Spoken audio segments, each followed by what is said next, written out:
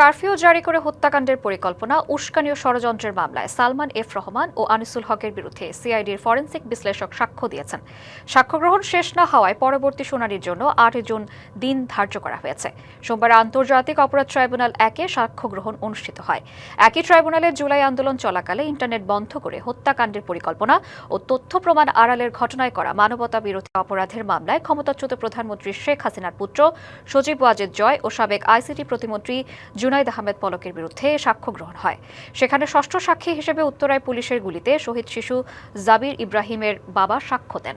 এদিকে জুলাই আন্দোলনে যাত্রাবাড়ীতে পুলিশ কর্মকর্তার ছেলে ইমাম হাসান তাইম হত্যা মামলায় যাত্রাবাড়ী থানার এক পুলিশ কর্মকর্তার সাক্ষ্য গ্রহণ শেষে তাকে জেরা করেন আসামি পক্ষের আইনজীবীরা। আন্তর্জাতিক অপরাধ ট্রাইব্যুনাল ২-এ সাক্ষ্য গ্রহণ হয়। ঈদ আসবে, সাথে ক্যাশব্যাকও আসবে। নিজের বা প্রিয়জনের জন্য কেনাকাটায় এবারও নগদ পেমেন্টে পাচ্ছেন দারুণ ক্যাশব্যাক। তাই যাই কিনুন, পেমেন্ট করুন নগদে।